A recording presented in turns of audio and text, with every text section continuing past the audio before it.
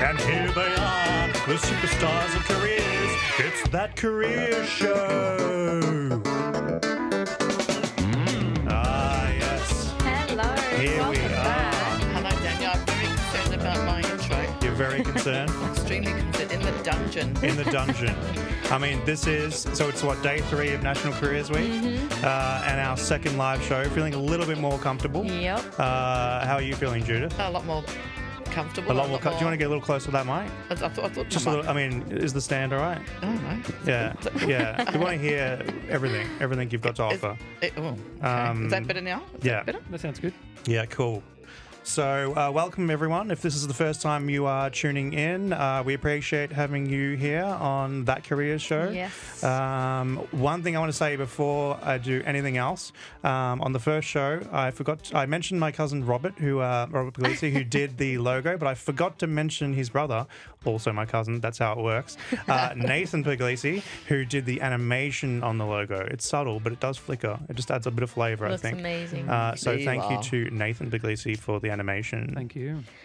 And while we're on the topic of thank yous, I think we should introduce our lovely studio assistants. Once again, just in case anyone wasn't here last week, we have the lovely J-Dog. Hello. Yes. There he Hello. is. We do have J-Dog here.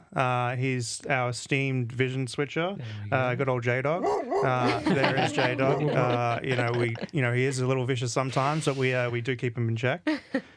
And we also have our assistant producer, Sabrina, just keeping us in check and making sure we're running on time. Absolutely. We should have some clapping music. Yeah. Is that clap? Look, I've actually labelled him this time. Yeah. There we go.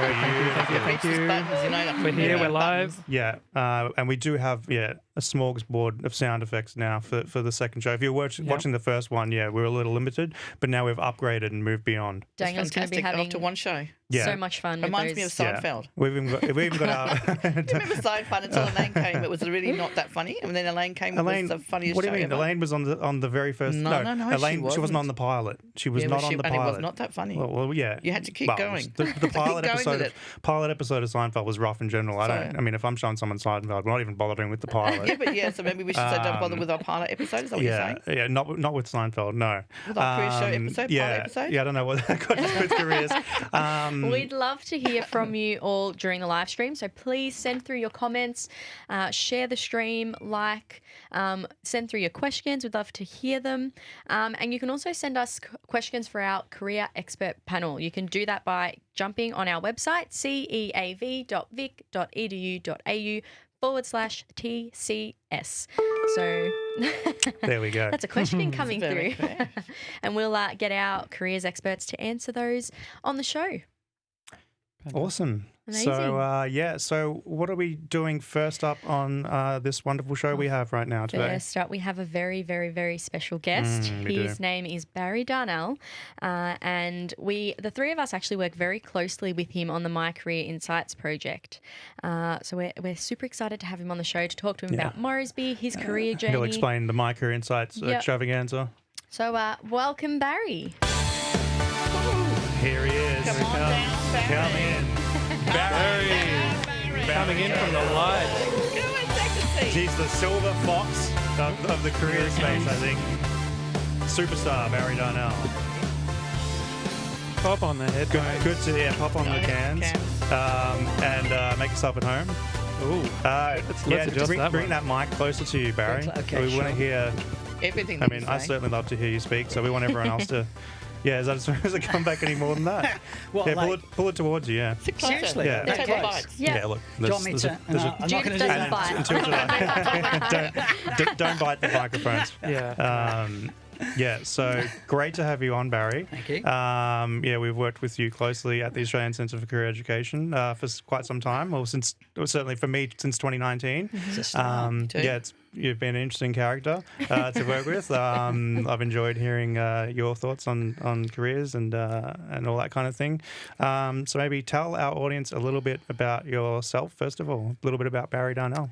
All right. Well, so I've lived around the world, 17 different places in the UK for more than 3 months. Wow. Lived in Singapore for a year and worked there, Malaysia for a year and worked there, New Zealand a year, worked there. What was your favourite place? Favourite? for working. Yeah. Well, just in general.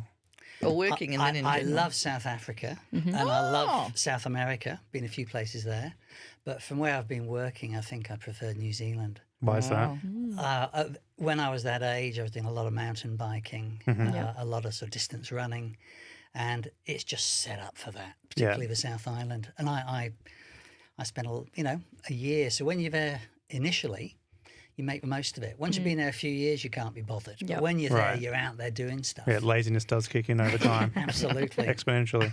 Yeah. Speak for yourself, Daniel. I always speak for myself and a few other people.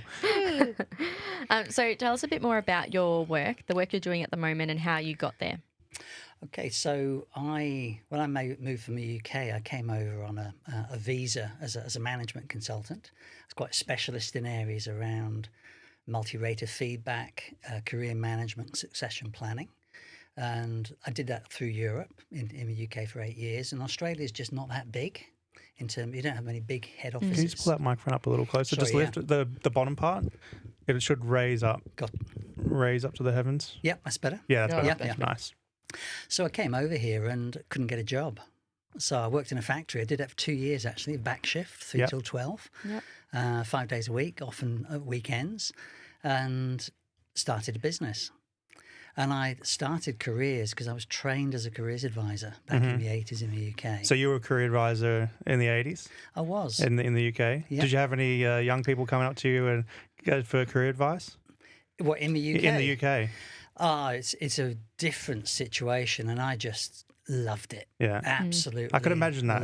A good old lad coming up. Barry, mate. Can I call you Barry? I'll call you B, mate. Listen, I got a little bit of career trouble. I need your help, mate. Can you give me some career advice? I remember one lad coming up to me, we had these meetings, as you do here, a half-hour meeting. And 2 things to remember there. One, I was once in an interview in a school and a roof fell in. Like this bit, probably 2 foot square bit of plaster, sort of landed next to us and bounced into our faces. So we carried on. Right. I'm not sure we do that nowadays.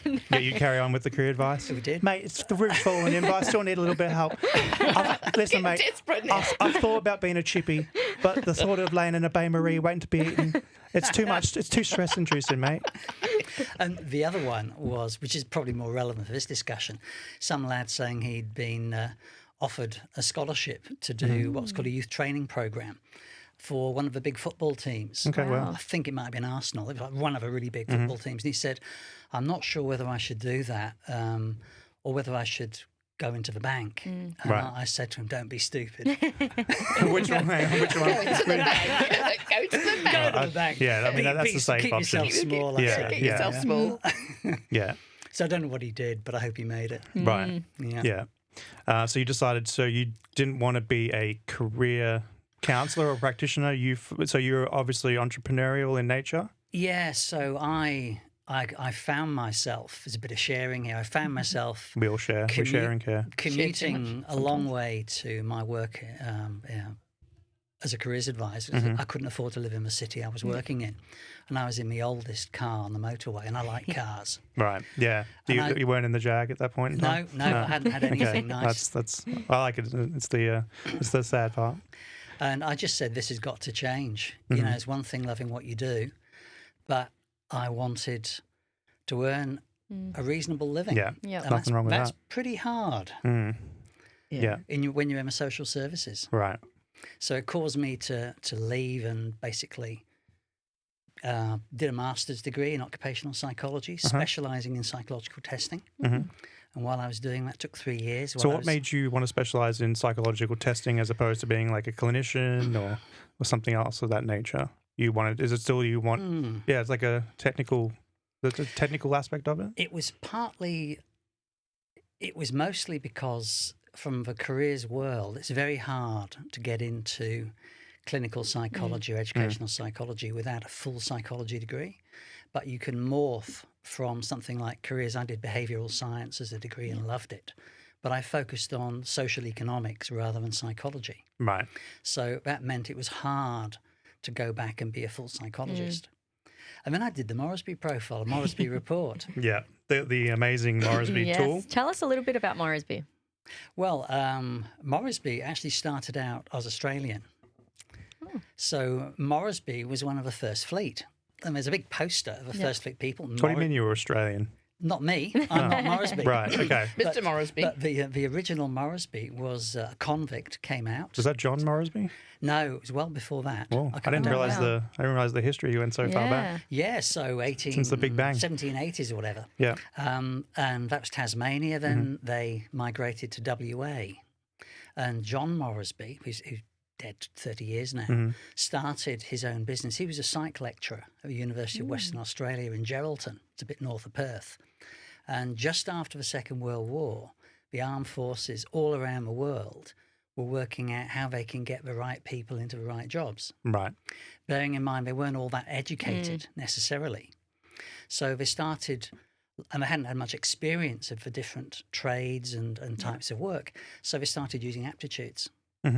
So Morrisby started there, and the current owner of Morrisby, who's 63 now, Malcolm Morrisby in the UK, he grew up in WA. Okay. Wow. Never knew that. Yeah. Wow. And I've just put the UK and I have just put quite a lot of money into planting trees in something called One Tree Planted. I was having a look at that on the Morrisby website this morning. I think it was. Morrisby.com. Yep. Yeah. And it was, I think it was from your website, Career Analysts, and they had, one tree planted for every report printed or completed. Every paid for report, so all the government reports and all the private reports. That's amazing. Really? So we're talking tens of thousands of trees? It doesn't reflect this on the UK website, but I paid for 45,779 Wow. trees. Hang on. I'm so glad far. this is labelled. I mean, That's incredible. that is incredible. Is there somewhere specific that they're being planted or? Yeah, there's an old lake bed about 2.5 hours southwest of Sydney. Wow. And basically it's in that lake bed and surrounding areas, and it's habitat for a lot of small marsupials and also migrating birds. Beautiful. That's amazing. Yeah. But Judith knows a little bit about birds. Oh, hang on. I do. The carrier pigeons. Carrier pigeons. I think they were secret proof. Secret-proof carrier pigeons. They were. That was from a rehearsal show. They are. Yeah, They I were. mean, yeah. That's Back in fair the enough. war. Barry referred to the war. The war. The war. Yeah. It was a Not good- like today when computers are so wide Yeah. open and it's Yeah. so visible. That's fair enough. Can I just ask you a question, Barry? When you had that career, to, I can't do this anymore. How did you find out what course to go into? I think listeners that might be thinking the same, but they don't know where on earth to start to think. How do I? What do I need? What am I going to do? Well, at that point where I got to change my career. Yeah. Yep. So I was 28, maybe 29, and I'd done a degree, 4-year degree, including a year in industry, and then trained as a careers advisor and worked for 4 years as a careers advisor. So I knew my ropes around what was available. What I didn't know was, because I'd made some career mistakes early on in life, I didn't have the confidence to take the next step and feel it was the right one. So I've got to say, part of my decision making was the crux of having some objective data that I can't fake, Okay. Right. that showed where my strengths were. Because I probably was, I don't know, probably not very good at that metacognition component where you think about thinking. Yep. I kind of lived in the world, but I wasn't really an analytical outside thinker. Yeah. So I had choices. I could go into surveying, which I'd have been probably quite bad at. Why is that? Why would you be bad at surveying? Well, What is surveying? Is it the well- land and the levels? Yeah, I mean, there's different bits Look of at it. But that land surveying component was the one where you tend to be out there and practical. And my numerical reasoning is my relative weakness. Right. I got through stats at uni. I quite like them, but I don't think in numbers. Yep. Yeah. And they're constantly using machines. So, but I love the outdoors component, and the rugged stuff Yep. was just me. So I had that, or I could go back and become a psychologist. Right. So I said, well, the easiest thing at that route was to leverage my transferable skills.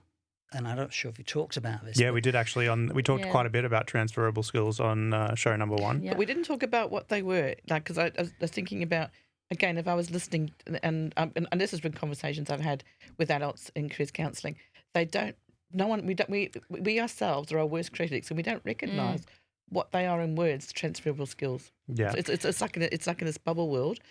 But what were those transferable skills? Well, I guess they're skills which can be used to make you succeed in different environments. And it's things like, I mean, there are categories of them.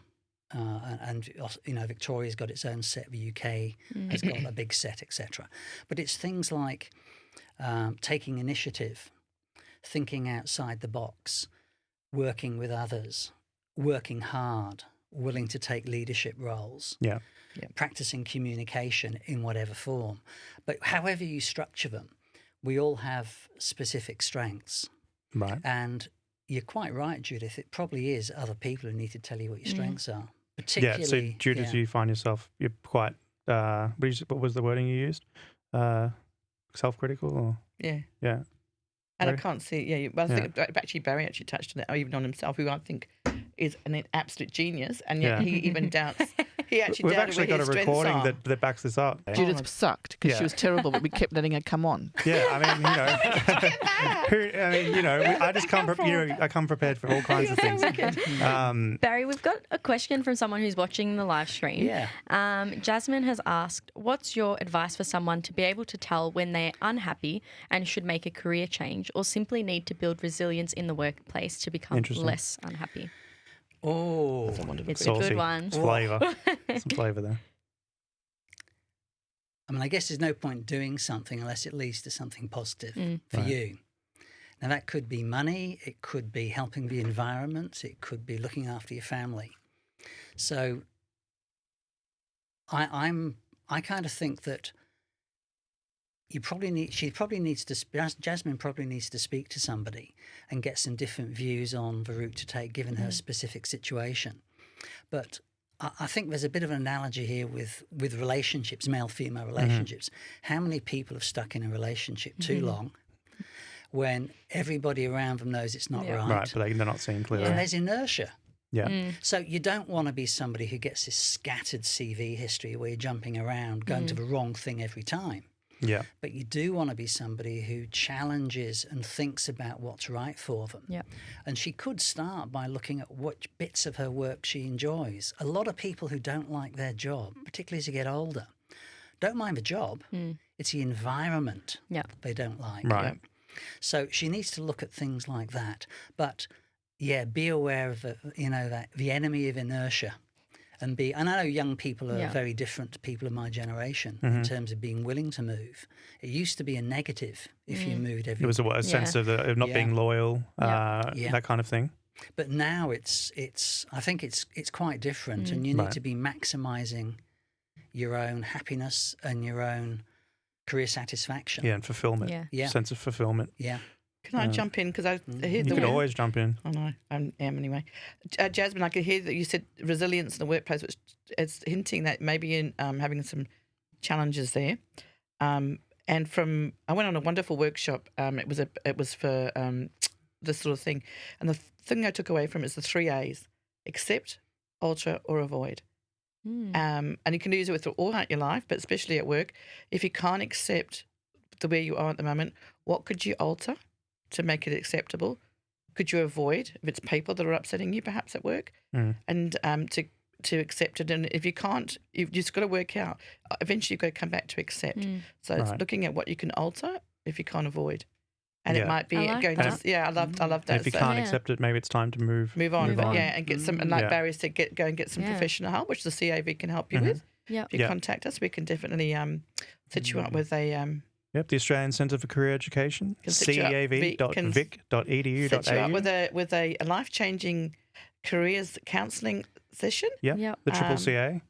I don't think the live read is written anywhere, is it? Okay, well, We'll that's put all the right. links in up Yeah. somewhere Yeah. later after the show. But and Barry can certainly help you out with Morrisby. You can you can Yeah, so just one thing I was going to say. So the audience, so the people that are watching that haven't heard of Morrisby before, just sum up what Morrisby is as a product. Okay, so it blends 3 views of a person. The career interests and the personality. Both of those are what we call self-report. So you just tell us who you are and we state it in paper. Then there's a third component, which is the biggest component, and that's measuring a range of aptitudes, looking at your potential to solve problems in different ways. And there is this now 70-year history behind this concept of differential ability, adding value to the discussion. Right. A few studies have been done. I mean, I've been working with Morrisby since 1989, but permanently, my only job since 2003. And it definitely works for most people most of the time. Right. It's not a natural science, it's a social science. And what it's doing is it's trying to identify areas which might suit you and giving you a start point to research. So it's a tool. So where you go on there, you complete questionnaires, aptitude assessments. You see a whole bunch of inputs going in there. Then the algorithm works its special magic in the background, and then out comes career suggestions and subject suggestions if you're still in school. And an amazing kind of tool that certainly I hear a lot from people that we wish we had something like this when we were in school.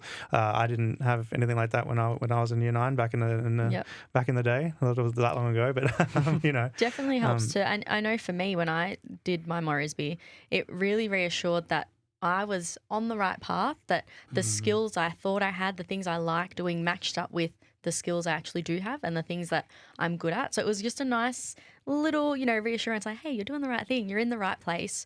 And these are some other things you could explore if, you decide you want to move on to something different. So, Well said. Well said. Yeah.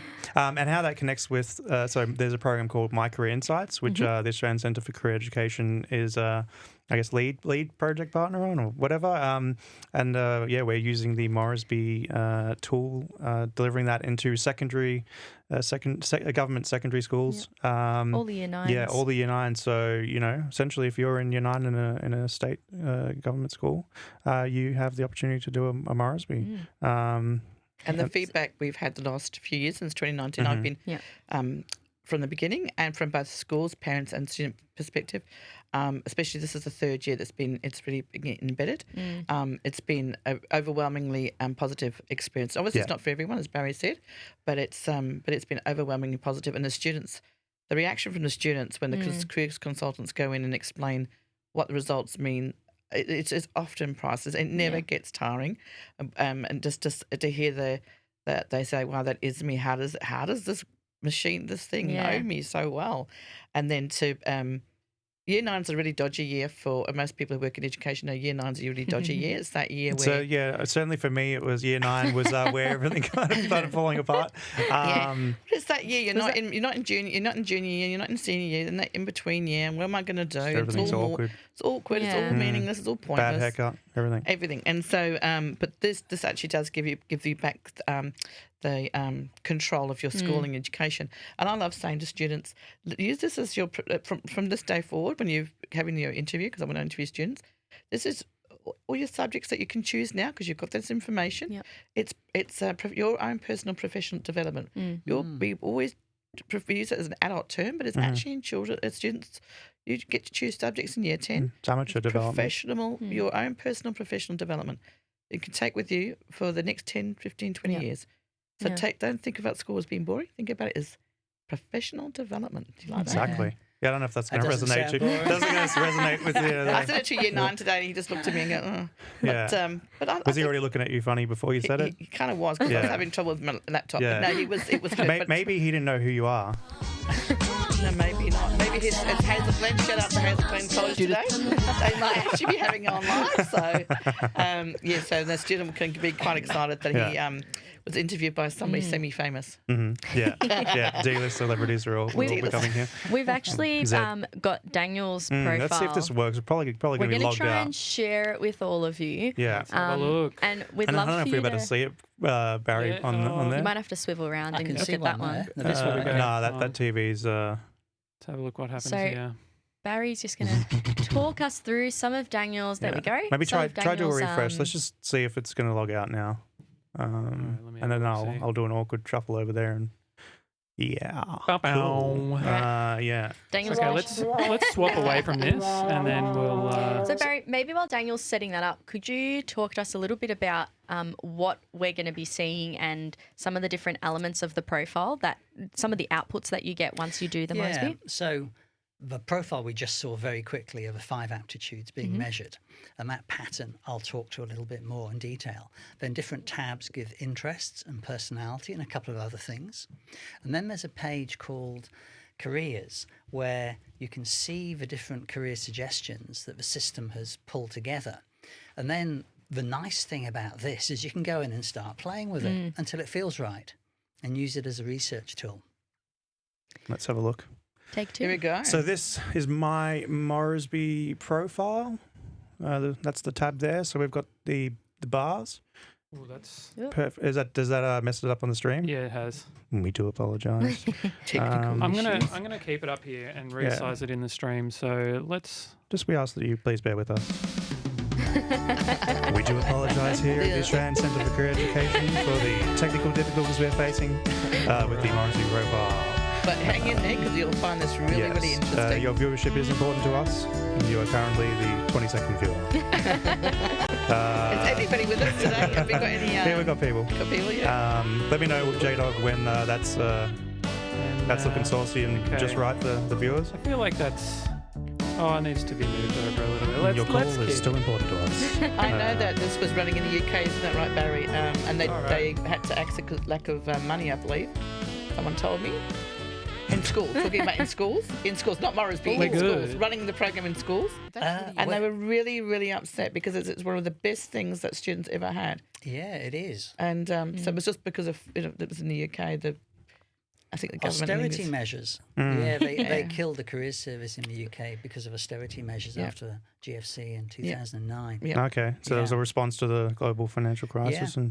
Which is a terrible shame. And then the feedback I got from, because I've got family obviously in the UK, there was, and work in schools, that they said that was one of the things they should never, ever have taken away. Yeah, Thanks for the plug. Perfect. Yeah, I think we're all we're ready to go here with the Morrisby profile.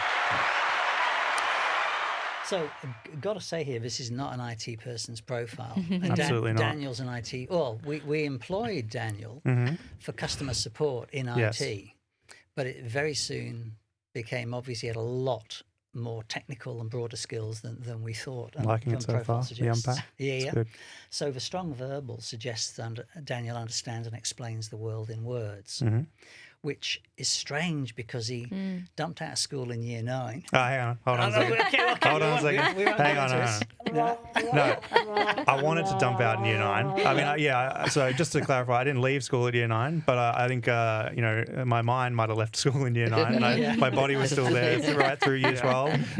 May not have been present for some of the exams and that the good old enter score was, not at the high end. But yeah, that... So what we see here is a lot of potential to understand. I always heard that in school, a lot of potential. Yes, Squandered potential. This is the problem about all this stuff. Yeah. This is what you could do.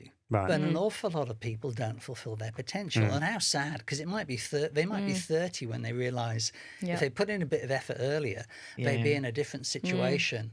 In a job that stretched them and gave them more rewards and satisfaction. Yeah, I think certainly in my 20s I wasn't living up to my potential and a little late bloomer there in the career front, Now I feel. look at But, you. now look at me. You're a Superstar. Podcast extraordinaire. All right, let's move on. So the numerical abstracts show a decent average level of ability, nothing special, but you can certainly do a degree with that level of ability. Yeah. The green bars, the spatial and mechanical, the difference between them shows that Daniel tends to think in a step-by-step way. That's useful for planning and organising things. And it's helpful for studying science and technical areas. Right. Okay. Let's have a look at the interests. So Yeah, the tab here we at the go. top.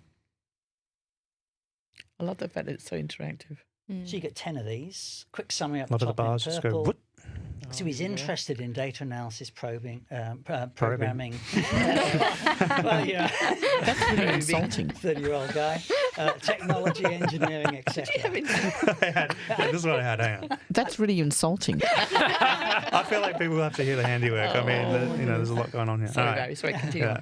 And J-Dog, you just click on World of Work, bottom right. Work There. on It's the in blue. That's it, yeah. It's too much. So this gives you 49 subscales within the system. If you click on one, say click on the green one. I find this so interesting because Gives you more detail. in comparison to my world of work, yours is quite even. Yeah. It's all Mine's over. got a lot Scattershot. more sort of, some smaller sections and some really big sections, whereas yours is super even across the board, which is interesting. That's a good point, actually, Raquel. Then if you scroll down a page a touch, you can close it top right. Yep. Yeah, there we go. All right. So the third one, so this basically says where his interests are: technology, computing. Just scroll up it and see what the interest in people is. Yeah, and a bit around persuading. Yeah, I do like persuading. Yeah, You're very Get in there and, bit of rapport building, yeah. smoothing things over. Good old chit chat. If I was there, my second bar of heavy advising would be right off the chart. Right. Because I love that. And if you scroll just up a bit and go over to personality, Yeah. I won't go through all It's of interesting, them. persuading and advising, the difference there. Is persuading a kind of selfish thing that you're persuading someone towards what I would want versus Yeah. advising? Absolutely. Yeah, that makes So sense. I had a job where I was selling insurance Mm-hmm. when I was 22. And my problem was I was selling one organisation's product when actually, and I was crap at it, to be honest, What were you selling? I was selling life assurance. Oh, life insurance. Okay. I missed that one. Working for an insurance company, selling to insurance brokers. So it was technical sales, which is kind of what I do now. But if I'd been working for an Let me insurance just get that mic a little broker, closer again. if I was working for an insurance broker Mm-hmm. selling a range of products, I could give the advice that suited the individual rather than just selling what I got. Because you've got this one thing and Yep. you've got to Yeah. force it into this situation for every Yeah. person. Make it fit everyone. I wouldn't like doing that. No. So, yes, that's the difference. Then, if we have a look at personality, so the Pragmatist. pragmatist. Now, I won't spend too long on this, but there are some nice summary words in purple at the top right there. Analytical, investigative, rational, and factual. Very rational. So, Daniel, the second one, intuitive sensing, means he likes using facts for information, believes they're important, to take information in. When you're making decisions, how do you make decisions? That's the third one. And you make decisions based on the technically correct solution rather than taking other people's views into account. So I don't have time for anyone's views. No, you just kind of say, hey, there's some facts here. Yep. Right. Let's listen to the facts. Whereas an Yeah. awful lot of people, particularly in the counselling world, are on the feeling side, Right. and they'd cushion any blows, perhaps more than Yeah. you might. Yeah. You don't You cushion are any pretty blows. brutal. Yeah, You are I don't actually mind laying on a good brutal. cushion, but I'm not cushioning No, anything you're myself. brutal. You were Am I? brutal to me the other day. I can't remember Really? what, but you were. What did I do? I thought, man, he's Did brutal. I play a really I awful cannot sound remember what it effect? was. I'll come back to me. But so how, That thank you could be for brutal right enlightening me, now. Barry, because I wonder why he was so brutal. I know why I was brutal. This Why is was I why. brutal? Because you Get deserved where it. I've got being in charge. What? Broke rules. Yeah, you might have broken some rules, and I had to step in. Who knows? Possibly. Yeah. Gone rogue. Yeah, you've gone rogue. Look, yeah, that's probably true. Possibly. And I was But he was probably brutal. Yeah. True but Now, brutal. don't want to go into this in too much detail. So if you just scroll up and click on the careers tab, which is just a bit higher, that's it. This is where we blend the data we've got. Broadcast technician. So, well, there you go. Look Okay, at look at what we're doing right that. now. Look at the software developer. Exactly. Yeah. I'm broadcasting Number one. technician. Software developer, programmer, Yeah. multimedia designer. So that's kind of you. Now, if you want to look at yourself in different ways, you can play with it. So you might, for example, I'd be interested in just focusing on the aptitudes, which is just about The mixer, so we call the this mixer, yeah. And what that's done is brought in a whole bunch of other careers which introduce that verbal dominance in terms of your Right. strengths. But it's not where your interests lie. Yeah, because I don't relate to this list as much anymore. Yeah. I get it. I feel like if I didn't have a strong interest in technology, I couldn't see you being a solicitor. yeah. Then again, someone slaps a lawsuit on my client, I'll be all over it. Yeah, you'd be scary. Yeah, spooky. The interesting thing for Daniel, if you go to the left-hand side where it says qualifications Yep. and drop degree down straight into work, So the so the second, second one, yeah. enter full-time employment. Mhm. This is more of a kind, and tick off that aptitude focus. This would be more of a kind of list that would be available Yeah. to Daniel when he left school Right. without further education. Yeah. And this is the big thing. There's nothing wrong with this stuff. And often, particularly in the areas you're looking at, there is a TAFE pathway. And you've taken Yeah, that. it took me a while to work that out. That the tape was actually a pathway. I couldn't wrap my head Hey, around Daniel, it. look, it's down the bottom there. Yeah. Air traffic control. Air traffic. You were talking about that the other day. Yeah, awesome. I mean, that would be high pressure. I don't mind pressure. It's fun. Yeah. Yeah.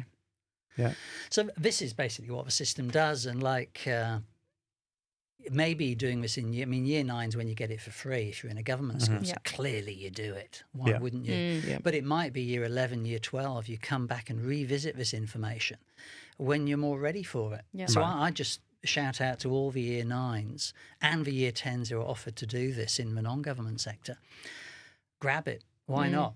You can use this tool over time and you can recomplete all the questionnaires yourself. The interest and personality. Yeah, and the careers advisor at your school can reset the aptitudes. So can anyone of any age at any stage of their career journey do their Morrisby testing? Absolutely. It's got to be done in conjunction with access to somebody who'll provide feedback to you. Yeah. And that's because it's a bit like an X-ray. You know, you can just, if you went and bought an X-ray, you wouldn't know what you're looking at really. You might see a broken leg. Yeah, you might see but something someone really, else would really see a off. lot more. Yeah. So, I mean, where I come from is this is objective data linked into subjective data, and it starts the research. But people are complex, and particularly as you get a little bit older, your work history and your values probably kick in more and more. And it's more and more important as you get older to start working with somebody who's used to help you making those decisions, or getting structures in place to make the decisions. But and you can just go. So one thing with Morris. So my understanding, we don't do it for anyone younger than 14 if you're doing the aptitude assessments. So there are different options to do only the questionnaires. You could use that for younger people, I believe. Absolutely. But I think the aptitude, the full barrage of assessment is generally 14 years And old. it's really worthwhile. We've proven that. There was a lot of questions around the age, year 9, in the year 9 level from state schools, but we have got now 3 years down the track have proven that the information is valid. I just want to clarify with redoing the aptitudes in state schools in year 9. That's probably later down the track. It's not something. You'd probably do that in year 10. Yeah, it makes more later, sense of doing a little bit on. And it's only if there was something really wrong with the data, I think. Yeah. Can we just go back to the Morrisby profile for a second? Because I want to segue this into some embarrassment. Yeah, sure. Can we go back to, Barry, where's the section where it says specialist interests? I want to see. Just is on it the interest tab. Is it, Click it on profile, top left profile, then the second tab. If you want to see how laser accurate this thing is. Interests. Yeah. On the right hand side. No, there's where. Scroll down. It's not there. Where it says music. Like It's usually there. It's usually there. But it's not Work there. It's not there style for or some work reason. plate? Okay. Well, normally it says, I remember when I first took it, and we had a discussion, Barry, and you mentioned, what was my interest in music, because it had picked up on that. And, actually, we've got a clip here from back in the day when I released my own single. Let's do it. Let's just, I don't even know, you can't buy it anymore. Are you still on YouTube? Can we go? Hang on, let's, we can't see it here, but. Is that the one? Yeah, I can see it. I can see it. I mean, Oh, is that Tara, you? look, that's of course it is. Look at those glasses. Oh, you're Yeah. kidding me right now. How old were you? I was 21. So cool. You got Where's another the video? shades? Where's the shades? We want to have eBay. a quick look at that one. Yeah, the other one's more embarrassing. Oh, that is so hilarious.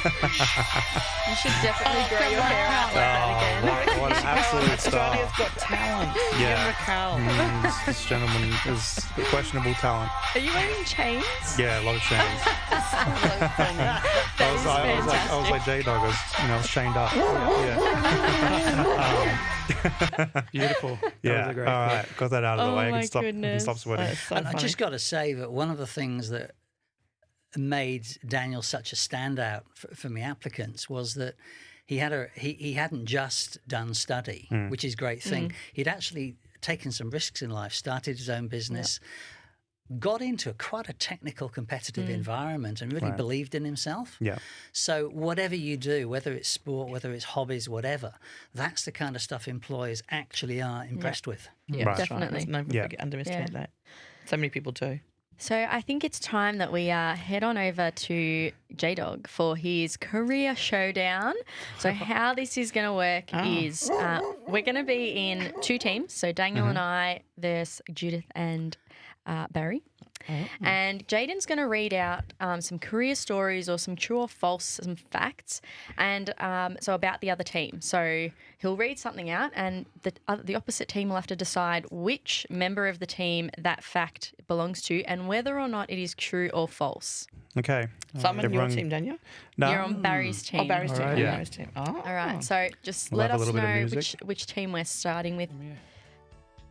Let's have a look here. J-Dog's, Okay, so so J-Dog's we'll career showdown. So we'll start with I think we'll start with Barry and Judith. Does Yep. that sound Beautiful. okay? So let me just bring on my So you're reading a fact about Barry or Judith to Daniel and I? yes. Okay, beautiful. So you ready, Daniel? Yeah, I'm completely Okay. ready. So the winner doesn't get anything except Accolades and applause. some applause from the soundboard. Yeah, exactly. Yeah. It's sad, but anyway. It should be a trophy. You can take a mug home Okay, if you win. so Oh, thank you. I do know one fact about Judith. Why would I wear a hard hat? Yeah, why would she? All Exactly. right, let's stop mucking Okay. around. Let's get into this. It's a very So- serious segment. here we go. So this person from the other team was once asked to reserve an uneaten salad. Reserve an uneaten salad to customers, and they felt pressured to do it to keep their job, so they did. Mm-hmm. Who do you Hang on, think so that is? which group is this? So So this this is is- about Judith or Barry. Yep. We have to Right. guess if it's true or false and who that story belongs to. All right.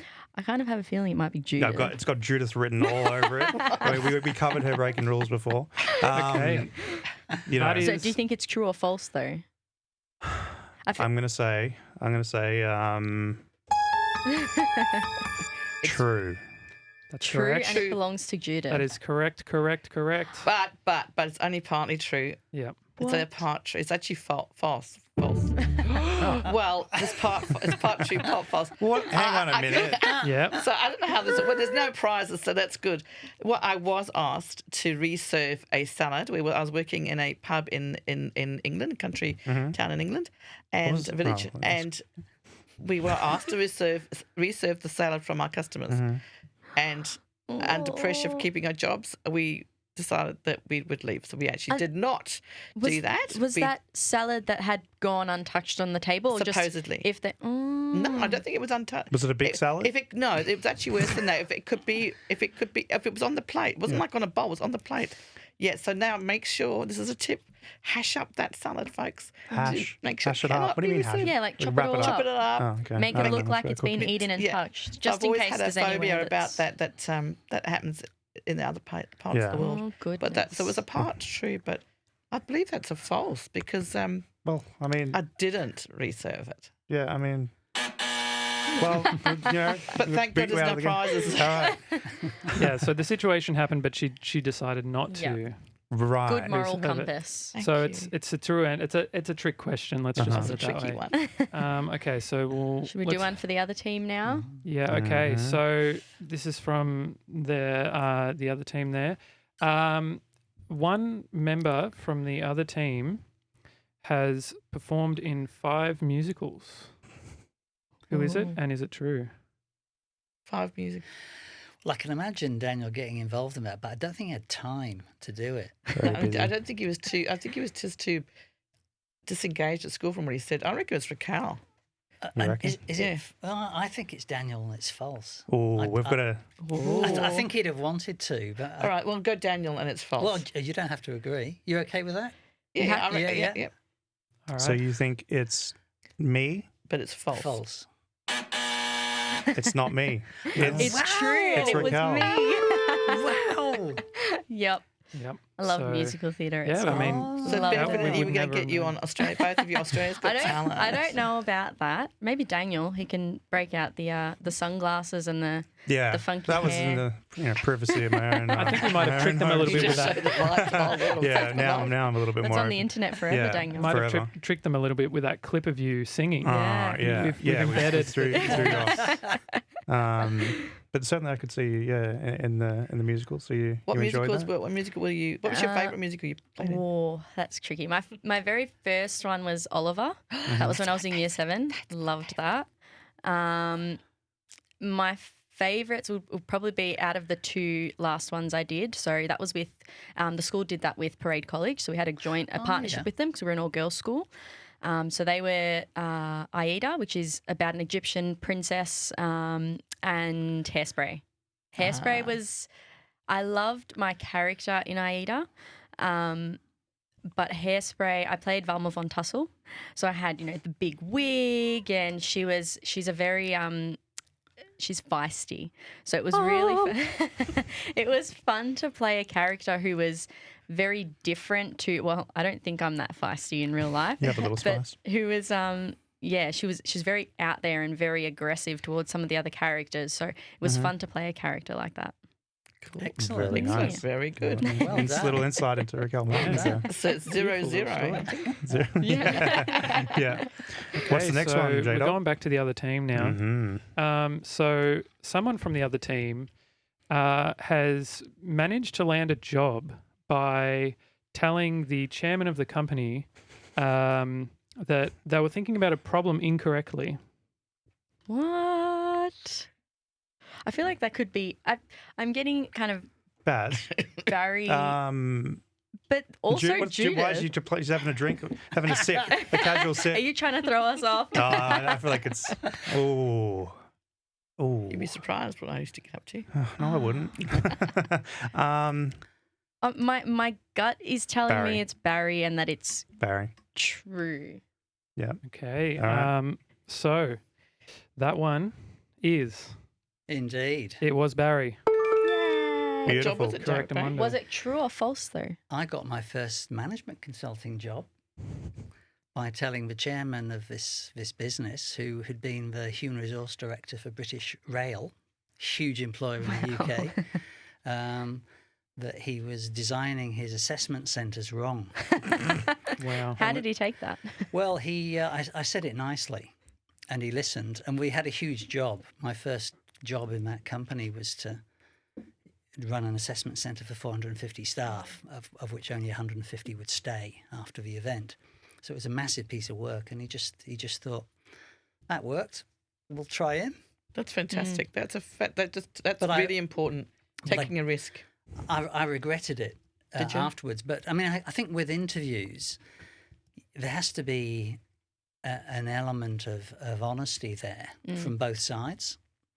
And he just was saying, this is what we're going to do. And I said, I've just done my master's in occupational psychology. I was right up on the theory. And I just said, I didn't say that's old thinking, but I meant it. Yeah. And I just explained it on a whiteboard to him. And he said, I get it, we'll do that. Wow. Wow. Very So fascinating. what did you regret? Well, it's a risk. There were 450 people, all with master's degrees or higher, going for Wow. that job. And No, I I don't got know. it, which I don't was know. shocking. I did something similar because, Barry, you and I are so the same. Yeah. How are you the same? Well, our birthdays are 2 days apart. It's just like, Similar we could have been accent. twins. We could have been born in the same hospital. Who knows? Horoscopes. But no, I did that for a job. I went for a job interview, and this. I think honesty plays a big part of it. You don't have to know all the answers. You can take a risk. And I went for a job interview. I was feeling really sick, and it was payroll. It was my first payroll job here. I'd done it in Africa, but I was figuring it was a bit different here, and was also old work here. And I went for the interview, and I have to say, I was probably the most disengaged, interviewee. Quite not interested, just asked a bunch of questions. And I remember saying to the boss, you do know that some things I pick up really quick, but other things you might have to explain to me, and this is not an exaggeration, I said 100 times, are you comfortable with that? I mean, that's a bit of a risk as well. Are you comfortable with that? I wouldn't have done that. Would the, Well, I did. You know that. If you know me now, you know that I did do that. I actually got the job, and I couldn't believe it. And I asked, and then I was filing. It was part of payroll and human resources. I was filing the applicants. So you do have a look to see what your competition was. And these people were way more qualified, I thought, than me. So I went and asked him, why did you choose me? He said, you were the only one that asked questions and showed a genuine interest in the job. Wow. Right. He said, the rest, There you go. we could teach you. So that's Your gut instinct was correct. Yeah. So sometimes can I just share this advice? Yes. And I have shared it with lots of people, and that it's been life-changing, I think. When you go for an interview, just remember, as much as you're being interviewed, you are interviewing the organisation. Make sure you actually want to work for them. Definitely. Like a culture fit and making sure that they have the right attitude. They're not treating you badly from the like I beginning. sometimes I feel like you get some red flags if you know in the interview. Yeah. Or if the people just don't look happy, you walk around and everyone's miserable, and that's probably going to be used soon if you get the job.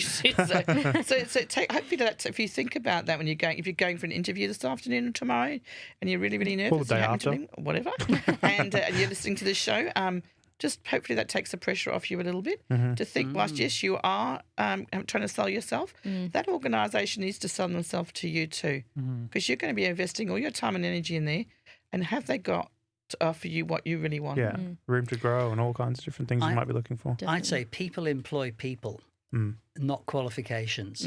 And qualifications sometimes are used as a quick sift, and they can be unnecessarily high minimum qualifications. But if you're there, you got as much chance as somebody with better qualifications and more experience because you're in the pool. Right. They know you. Yeah. Barry, we've loved having you on the show. We've got someone else coming in. Oh, right. I would love to have Barry on even longer. Barry could come back. Seat limitation. Before you go, we'd love to ask you, could you give our listeners one piece of advice about their career journey? What's the best advice you could offer someone? Jeez. Just to put you on the spot. I'd say keep trying and don't expect to get it right first time. And learn about yourself as you go. Learn and reflect. Don't try and make the same mistakes again and again because it won't lead to happiness. Yeah. Right. Beautiful. Wonderful, Barry. Thank you so much. And applause. Clap. Yeah. All right. Thanks That's for Barry joining us, Darnell. Barry, don't forget to take your gift, Barry. Yeah, your gift. There he goes. Thank you, Barry Darnell. The living legend. Very dashing. Thanks, Barry. See ya. As he leaves the room. It never gets old. So now that was amazing. Before we introduce our new guest, Enjoyed that. I love Too chatting many with sound effects, or just the right amount. I think you're just bordering on just the right amount. Borderline. You're What getting are there. our listeners saying? Our listeners let's go to the Facebook Push the link. limits here. participating. You can see asking our guest questions. is loitering outside. She's a loiterer. Yeah. Have we got any comments coming through? Yeah, we've got it. We haven't got any questions, so I might skip over them until we get. I just see LOL and a few different things. People look like they're enjoying it, which is good. Is there a couple we can read out? Give some. So Jasmine said, where can I find it? Does Netflix binging count as a hobby? I'd say it's a pastime. Yeah, no, we watch a lot of Netflix. That Jasmine, that's actually my wife. J-Dog yes, that's J-Dog's J-Dog. J-Dog's wife. We need a bleep there. Yeah. And Leah said she loves the sound effects, Daniel, so you're off the hook. There we go. There'll be no complaints. Beautiful. I think we've got somebody coming in We now. do. We can help Jasmine, I think. We have the lovely Sierra joining us. Sierra. Hello. Sierra. Yeah, Take your Sierra. coffee, mate. Welcome. There we go. Put your headset. Sierra Espinosa. Welcome, Sierra. Pop those headphones on. Okay. My nickname when I was younger was Sierra Pixinosa. Was it true? Do you want to move your mic up towards your mouth so we can hear you? Yeah, all kids pick their nose, don't they? Yeah, That's their first career. I'd say that's true. Picking. Yeah. Transferable skills. You never know. What would you do with that? I don't know. You could Tell a story. I don't know, archaeology. Bring that mic a little closer. It's the closest I could think of. I can tell you. Yes. No, this is actual fact. No, Somebody it can't be.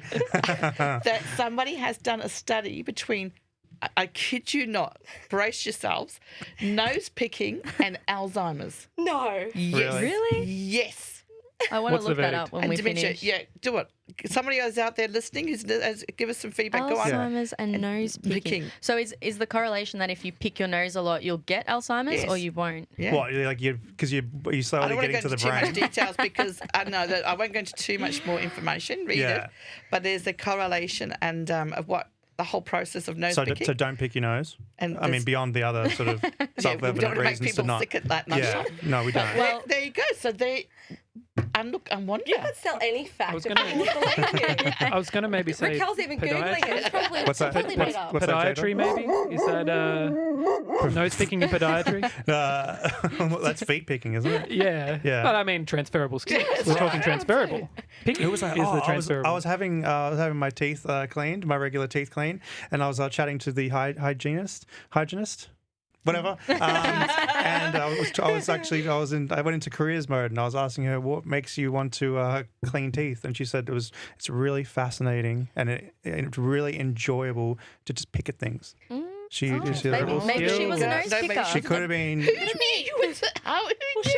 She'll be a hygienist with Alzheimer's soon. if she's picking her own nose. Hopefully not picking any clients' noses. Anyway, moving on perhaps from Yeah. the nose. Yes, from Yeah, the let's- nose. let's There we actually, go. We do have you here for a purpose other than talk about nose picking, Sierra. You are our resident resume expert and all things, job application. So we've got you here today to talk a little bit about looking for work. We'll have our first little segment with you this afternoon is about looking for work, and tomorrow we'll look a little bit more at applying. Yeah. So we'd love for you to send in your resumes, jump onto our website and submit them. We'll block out all your personal details, and we might use those as some examples of, things you could improve, what's good, what's bad. We'll go through all of that with Sierra tomorrow, but over to you, Friday. Sierra. It's on Friday, Friday. sorry, not tomorrow. I keep saying tomorrow. It's Friday. Friday, 1 p.m. Friday, 1 p.m. Yeah, love to see them, and I think that's the big thing that people lack is that they don't have people to show their resume to. Is that they're just applying and they're just getting knockbacks and they don't know why, and so the employers don't necessarily call them and say, "Oh, well, we're not going to offer you an interview because your resume was X, Y, Z." Yep. So it's really, really hard to get some professional advice around how your resume is before you actually. And it's a send it really good in. idea to actually get some professional advice. What amazes me is that people spend, how many years in primary school, secondary school, Yeah. then they go into, years and years of university, Yeah. and then their resume, the most important part, they spend, 20 minutes, they slap something together with a template, don't get any advice on it, then they fire that out. Yep. I mean, surely you would put that last bit of effort after all of that into getting your resume spot on. I mean, it's not a cover letter and resume. It blows my mind. I've had clients fresh out of university that have come to me for a CV, and they've written it in Notepad, and they have spelling mistakes, and and I just think you're just not job ready, but they've got the qualification. So professional advice is very important. Unless you're tech savvy and you're good at proofreading, you've got people in your family and you've got friend circle that can sort of help look over it Trusting with eye you. to have a look at it. Yeah, but at the same time, it's friends and family are reluctant to give critical feedback. So Yeah. they'll say, this is fantastic, and you'll send it off, but they're reluctant to tell Yeah. you, maybe you shouldn't do that. So it can be really good to get another set of eyes on it. And so would you say it's generally, if you're applying for a lot of jobs, and you are, doing the right things in terms of making it right, customizing a cover letter Yeah. for each application and reading the requirements, but you're not getting any interviews. Would you say that's when there's probably a problem with the resume? Absolutely. Look, the biggest thing that people do is that they create a generic resume. And I love that you use the word customize. Like, how long do you think you really should spend on each job application? How long do you think you should spend putting it together, ready to send off? Well, I would have thought no, it takes me hours. Yeah. Yeah. Between because you've got to It depends. I mean, if you, I guess it depends. If you have templates and you have different stuff ready to go and you're just tweaking a few things, maybe, half an hour. I'd probably say half an hour to an hour at most. But if it's been already Yeah, you've got the, not when the you've foundations. once you've got the Once you've got, Yeah. I mean, once you've got your sort of your stock standard template to work off, is that the average application should take about 1 to 2 hours to get ready for an application Wow. for a job. Now, what we're facing at the moment with the internet is that people just tend to go create their one resume, and they can apply for a job within 60 seconds. is that they can just go apply now, attach resume, attach cover letter. Yeah. And everything is now pre-filled and saved. And so there's no effort. Now, do we actually get successful at anything without effort? Yeah, I wouldn't have thought No, so. I wouldn't have And I think Absolutely it's the fact, the numbers. Like people think, well, you know, okay, this isn't tailored, but I'm going to send this off to like 500 different companies and just fire it all out there. I mean, it's not Tinder. You know, you don't just keep swiping right. You know, a little bit of effort, it goes a long way. It does go a long way. And now every job ad gets an average of 400 applicants. So you think about that. Like, how are you going to stand out with just your stock standard resume that you've created with very generic wording? So when you're obviously applying for work, we'll talk more about the approach in a moment and more about resumes on Friday. But obviously the point is to have a look at your resume and your cover letter from top to bottom. Yeah. Does the terminology match the job ad? So what terminology are they using? What's the vision? What's the mission of the organisation that you're applying for? Does yours feel the same as theirs? Because they're looking for a match. Funny you mentioned Tinder, because that's what they're doing. Is they're looking It's a for match. a match. Yes. Match, perfect match. Yeah, so they're looking for someone that matches them and that will fit well within their team. And so you've got to sort of compare your documents with their online document. And I was just thinking, you said in it about 30 seconds or something on Google, whatever, and send. Oh, yeah. Computer, basically. Apply now, apply now. Let's hope that you've gone to use Google to research the organisation that you've just applied for, because you might be able to use some of that, pick up some keywords or knowledge. Yeah, that like you what are they just looking slip in for? there. What is important at this organisation that you're looking at? What do they value? And then blending that in with your resume. I might just jump back a step. And before we get to the resume, how do we actually find those jobs to apply for? Yeah, so this is, I mean, we straight away think of online applications. And if anyone's listening now or is listening in the future that is looking for work, my first piece of advice is please stop looking online. Okay, interesting. It's the smallest part of the job market you can possibly look for. 70% of employers say that they actually recruit through internal networks. That was a study done on LinkedIn. Please don't quote me on it. I've got to check it somewhere. So it won't take it to the bank? So everyone that's applying for jobs online, what you're doing is you're actually eliminating a huge part of the job market. Is you're focusing on the onlines. Why? It's comfortable. It's easy. You can be lazy. You can do it in your pajamas. It requires zero effort. And again, I think people like the number of options and they think, well, we're just going to go with the numbers here. Like, you know. Oh, absolutely. And you're just going to get nowhere with that. So you're just going to be just clicking. And then what happens is you get rejection. And then after 3 to 6 months of that, it's awful. It really affects your well-being. Can you move the mic a little closer to you? Yeah. Oh, I'm not loud enough already. Yeah, you can lift it up. move it. It's malleable. It's One thing I'm valuable. told is Lift I'm the- too loud. You can lift No, it you're from the not. bottom. No, you're not. See, like this. Like, Oh, okay. Oh, Yeah. ooh. it's And really, you really can swivel tricky. it around a little bit if you want to. That's Yeah, beautiful. that's good. So, when you're hopping online to look for work and you're clicking the Apply Now button, you're mixed in with this pool of other applicants, and a lot of larger companies now employ, they utilise software that actually filter your resume out before a human even looks at it. So really, what a difficult way to look for work, and how exhausting for a job seeker to be looking online. I'll contradict myself because I have, Yeah, I mean, it might be part of the overall strategy, but probably not the only part. absolutely. It should be the smallest part. People can be very successful job seeking online. The lucky ones are the ones that do have qualifications, experience, and are professionals, because they do already have a stellar resume. And there's certain, job and occupations where, you're probably going to have a really small applicant pool. I'd say that's probably going to be a lot more successful. But when you've got hundreds and hundreds of applicants, that's quite low odds. I mean, of getting first even getting an interview and then actually getting the job after the You interview. just want to be seen, and this is what resumes are all about, is that they're showing who you are and you want to be seen. And so what happens is when we're looking online, like you say, we're just sort of lost amongst it. And if you're lucky enough, you can be successful that way, and that's fantastic. But we need to go back to some of the old school processes that we used to use, which is pound the pavement. And we can do an easier form of pound the pavement now, which is we can go onto Google. We can say you want to be a hairdresser. We can search for hairdressing salons, put in the kilometres and search our area. From there, we can draw down a list. You can sit there with your pen and paper, write down the business name, the phone number, You might even be able to see some of the staff member names on there, which is even better. Have a look at the owner's name. Keep a little spreadsheet or a little, notebook like that. And that is your plan. That is your plan. You target those hairdressing salons. You call them, you email them, you visit them. You can still be lazy and email them, and it's still better than applying online. Right. So it's a backwards approach, and yes, it takes longer. It's harder, but I think the You're worst. certainly going to stand out. Yeah, definitely. But the worst thing is it's embarrassing because it's confronting, and you're putting yourself out there. And your tummy hurts, and your face goes red, and you're like, "What am I doing?" But that is how you do it. And I heard you speaking before with Barry about taking risks, and that is the only way you get what you want. Yep.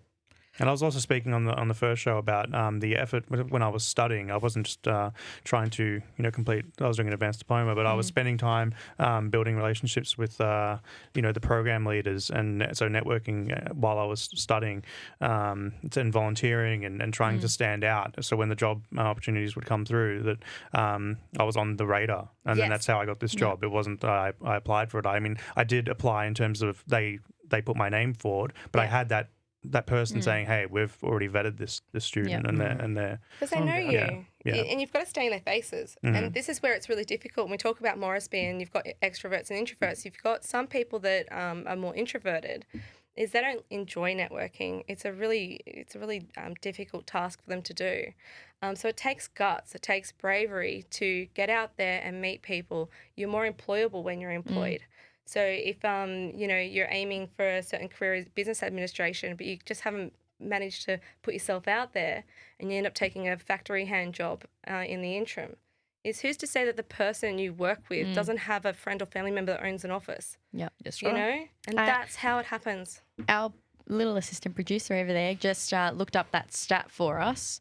Can you just read it, Sabrina? Yeah, so the LinkedIn study that Sierra was talking about says that 85% of all jobs are filled via networking. Yep. So, quite a large 85. number. 85%. I actually thought it was 2016 study, though. But still, that's still even. I'll just share a story of somebody that I was told was in a cafe, and they overheard a conversation. They were looking for somebody, and they did apply for the job, but they didn't think about the fact they were actually having an on-the-spot interview. They didn't think it, so they undersold themselves. And I actually knew the owner of the business, and so I followed up on their behalf to put in a good word. And it was very interesting, their feedback. I actually got feedback and was able to pass it on to this person. It was that they actually sold themselves out. So they spoke up, brilliant, but then they got in such a fluster they sold. So if you're gonna go for those opportunities, and that is perfectly fine, if you happen to be in the right place at the right time, if you're gonna speak, sell yourself. I'm all in. You can worry about the nitty gritty later, but Be just a say bit of a I'm all in. salesperson. Like a bit, as in sell But yourself. if you want a job and you hear of an opportunity, I reckon that's the I know a great. job gods. I had a number of years ago. There was this sort of thing that was going around that to boost your self confidence. I think this is great to go. But a lot of people say I can't sell myself because I don't think I'm good at anything. This is very common. Very common. I heard you guys talking about this before. Is that you text 5 friends. And you say, can you please tell me 3 good things that you like about me? I love that. And then you get it back and you go, wow, that's a sort of like, a bit of a collection of data on myself and the Right. great things that Do you think about people will who be I am. honest, your friends? No, I did something very similar when You're I only was. asking for 3. So I think all your friends or can come up with 3 good things to say about you that you might not have realized about yourself. Yep. Yeah. And the confidence really sells in situations like that. But this chunk of the market is it's huge, and a lot of young people don't really understand what internal networking means. Yep. And what it really is, it's about connecting with people. So in our project, we work with Year 9 students, and are you going to events with mum and dad? Do you know? They want to work in law. Oh, I think mum's got a friend that's a lawyer. Have you spoken to them? No, I haven't. That could be a great connection for you. It's really about getting yourself out there and being active in the community, doing volunteer work, meeting new people, going to events, and really getting yourself out there. And the more people you know, the more opportunities that you have, and you'll find yourself in employment more so than not. What would you recommend for someone who is maybe more towards the introverted side, personality-wise, and who might not have, might not be confident enough to go along to events, A little and shy. Yep, and meet new people, or who doesn't have a big network already? What would you recommend to them? Yeah, so this is where the online space is really useful for people like this, is that if someone's looking for someone that's employers do look for people that are introverted. If I was an employer, I'd probably prefer to employ someone that's introverted because they're less likely to talk too much, like Judith and I. We never do that, man. Never do that, everyone. You can't dispute that. That's anti-careerism. Oh gosh! But yeah, I mean, that's where the online tools are really useful, and that's where like seeking a professional to assist with the application process can be really helpful, and anything that can help build their confidence in that space. And if they are like a little bit introverted and they don't really like getting themselves out there. I worked with someone once who was quite introverted and they were too afraid to put themselves out there, and they wanted to work in film and television, and they knew where the ABC office was that they wanted to work at, but they had some hospitality experience, and so the idea was to go and have coffee, take your workbooks in there and sit there and chat to the staff. And then as you get to know the staff, you'll mention to them that you've been looking for work. And they'll think of you because you're kind, you're focused, they'll see your personality traits. And then you might end up as a barista at this coffee place. And then who knows that the ABC executives are coming down and you're meeting them and talking to them. And it's not so intensive. It's not so in your face. There's gentle ways to go about it at your own pace that it's a little bit more comfortable. But that's where the online space is really beneficial for people that don't like putting themselves out there. And that's where it is really, really even more so important to have a fantastic resume and cover letter to make you stand out, to sell yourself. Because if you are shy, then you're less likely to put in your documents how amazing you are. So this is where professional advice and guidance can be really helpful. I just want to refer to Jasmine before I start And if we can read out some of the Facebook Live comments. Because she has asked, and I said we'd wait for you to come in.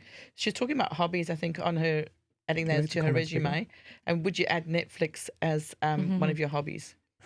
Netflix binging. Yeah, is probably Netflix binging? I personally would say no. Is that that's genuine question? That was a genuine question, though, from Jasmine. Film critic.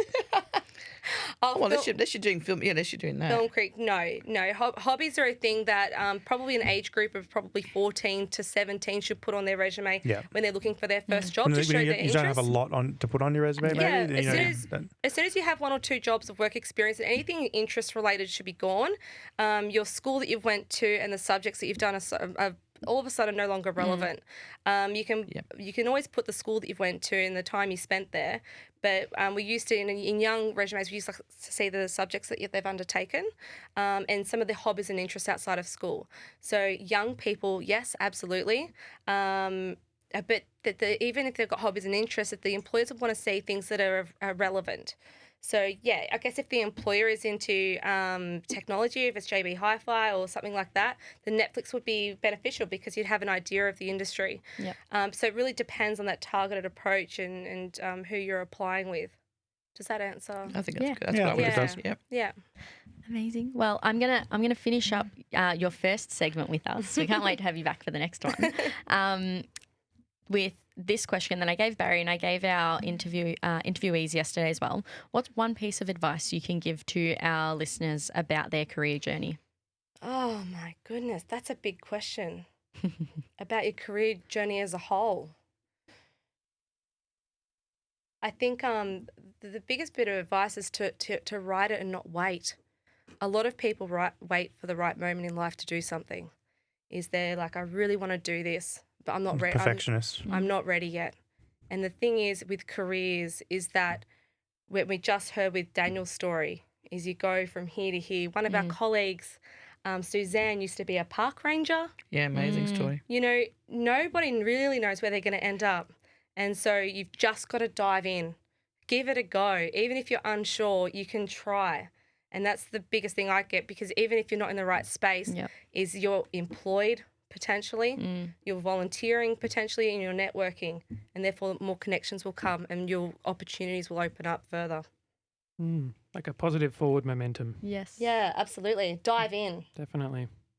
Beautiful. Oh, that's the happy reason. Oh, it was nice. And clapping. Wow. Yeah, no, I think we should have a bomb thing that goes off. I don't think the tech Not a school bomb wouldn't like bomb, that. yeah, A glitter bomb. Yeah, or a confetti Or bomb. bath Maybe a bomb. balloon drop would Oh, be that would be more more safe. safe for the Yeah. equipment. Yeah. Yeah. I expect a balloon drop on Friday. Friday, I think so for For our our last last What is that? That's a that a bomb like a fuse? TNT. Oh my goodness, no, we don't want that. Well, Sierra, thank you so much for joining us. Thank We've loved having you. you here to chat, and we look forward to Friday's chat about resumes. We'll go into a bit more depth, what's good to include, what's not good to include, and Yeah. show some examples to everyone of some better and not so great resumes as Yeah, well. perfect. Sounds The good. I good, look the forward great, to and the it. average. Yes, The resumes we've seen do. them all. Yeah. Thank you Beautiful. for coming Thank on, you so Sierra. much. Thanks, Sierra. It was Sierra. fantastic. Thank you. There she goes. She's taking a couple Sierra. Take my mug. Thank you, mug. Thank you. Thank you. You're welcome. Cheers.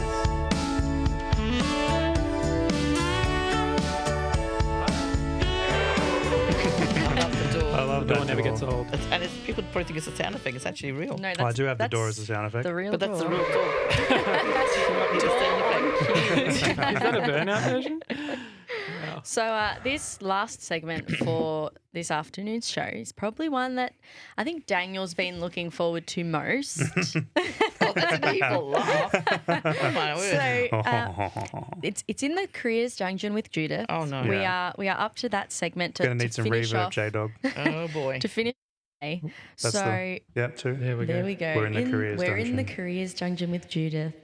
So we thought it'd be a little bit of fun to take a look back on the world of work as it was. I hope the careers aren't as scary as you're making them It's a sound. little scary down there in the dungeon. Some of them were pretty scary. So we're going to look at some jobs that no longer exist. And I've started with some that are a little bit more recognisable, and then we'll finish with some that are a little bit more strange, and we'll have a bit of a demonstration of one of the jobs as well, so you can just, get a bit of a feel for what it might have looked like back in the day. Yeah, good little demo. Never. So the first job we have is a bowling pin setter. So this job, a bowling pin setter. So nowadays we've got a machine that you go bowling, bowl your bowling ball down there, and the pins fall, and the machine picks them up, or I think it sort of swipes them to the back of the alley. They get picked up and placed back in that. Pick up and swept off their feet. Exactly. But back in the 1950s, automated pin setters were introduced in the 1950s. So prior to that, they had usually teenagers who would actually stand at the end of the alley and they would reset the pins after someone had Interesting. bowled it every time. Can you imagine having to bend down? And 1950s, the introduction of rock and roll and automatic pin setting. I mean, what a decade. I think I saw an episode on talking to Jasmine's love of Netflix and movies. I think there was an episode where some poor soul died as a pin bowler Died? because Well, it was kind of dangerous. Yeah, It if you would've bowl the been. ball, that can hit you. Yeah. The pins can hit you. yeah. Some cheeky kids throwing multiple balls down the lane. This next one gave me a bit of a laugh. A human alarm clock. They were also known as knocker uppers. No. That's hilarious. So the human alarm clocks, some form of the alarm clock's been around since. It's getting really loud over there, Mr. I'm just riding the Soundboard Man. faders. I'm trying to spook people. Been around since about 400 BC-ish, but in Britain and in Ireland in the 1920s, they had people who would go around and either call out on the street or they'd knock on doors, physically knock on the doors, and get factory employees up so that they'd get to the factory for work on time. Can you imagine? I'm the type of person that has about 10 alarms. 10 alarms You need set 10 in the different morning. people to come. Yeah, like doing it. Raquel, There was Raquel, another old Raquel. strategy, just cracking the blind a little bit.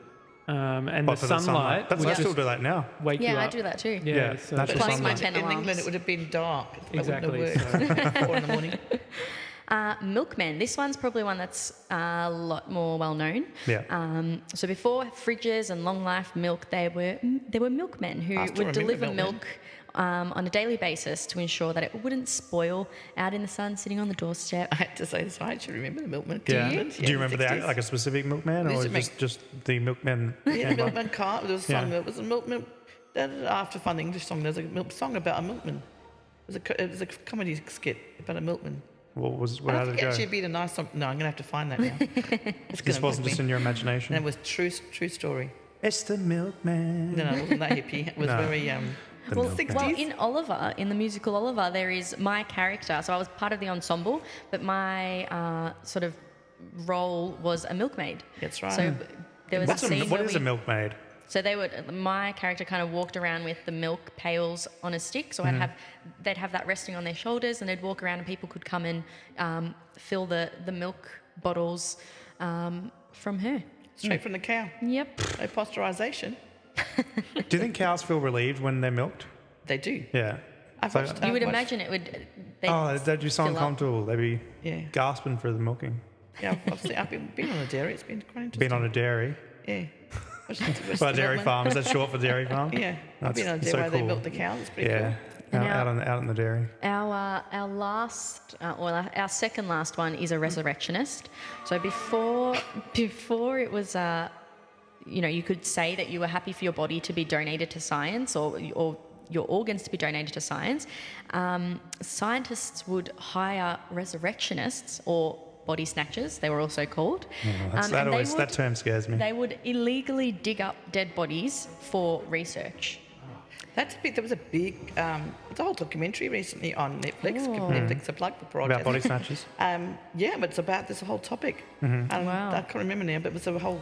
Well, it makes you think if there hadn't have been people, body snatchers or resurrectionists, whichever you prefer to call them, They don't mind either way.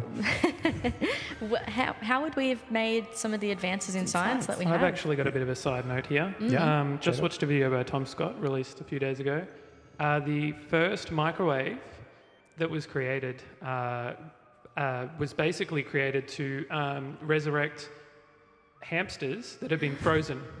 So they freeze them, they put the antifreeze into their system, and then they actually use it to slowly heat them back up because the methods before were And too inhumane. they came back to life. They did, actually. And they got it to the point where it was nearly 100% success rate, but it doesn't scale to humans. Right. So they were doing... God for that. Yeah, I think this was in the 50s. 1% of hamsters. What happened? Yep, so... I think we grew- should grew be extra doing head. a warning. That Sabrina. is... But that's, You need Wow. that sound button, Daniel.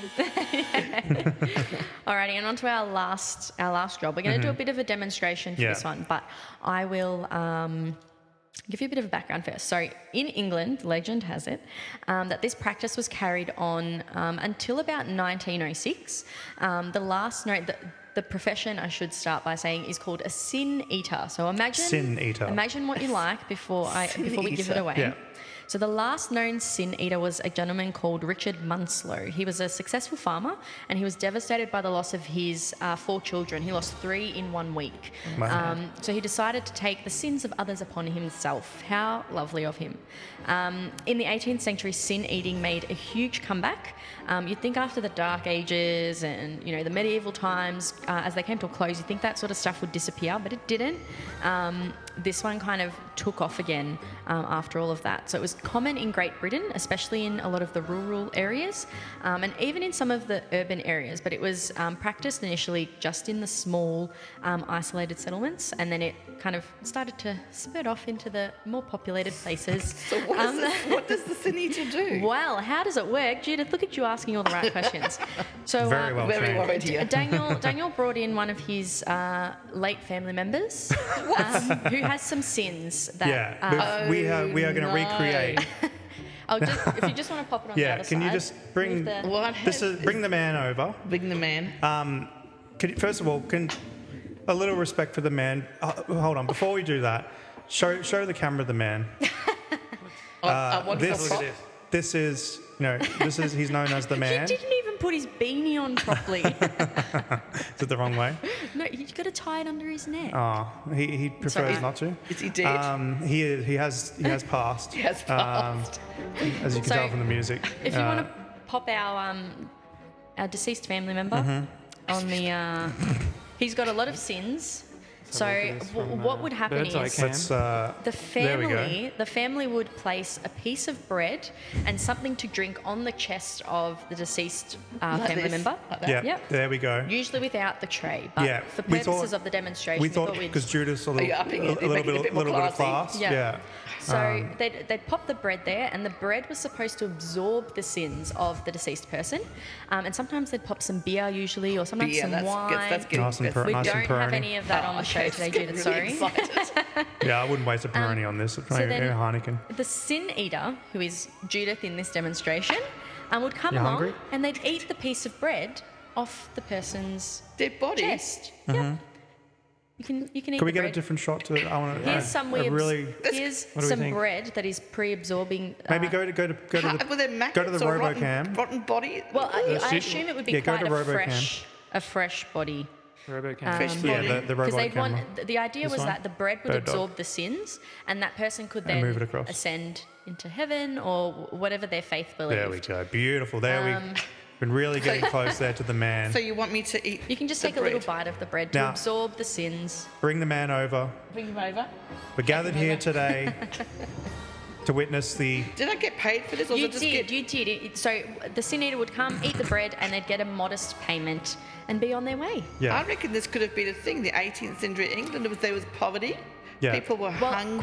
quite often it was the poorest Cash of in the hand poor job, that probably. were doing this job This for a makes little bit of money And food, probably. and food. Yep. Do you reckon the murder rates went up? Because, supply and demand?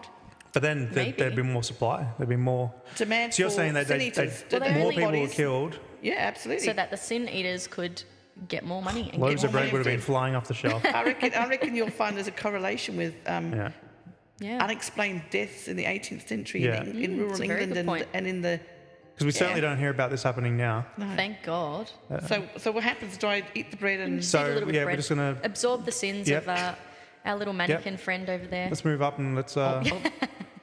So the only downside to this roll, It's just dry bread.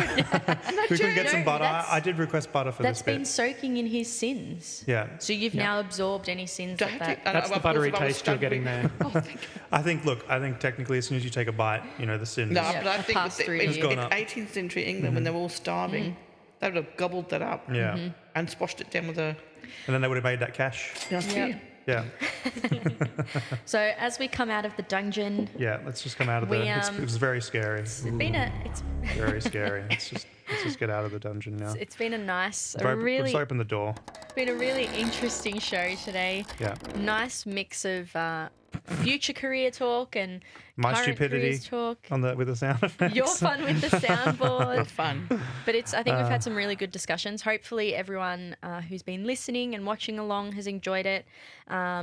We've definitely enjoyed this little Episode? segment, this episode. We'll be back on Friday at 1 p.m, same place, same time, to chat a bit about the resumes with Sierra. We'll have some special guests on as well.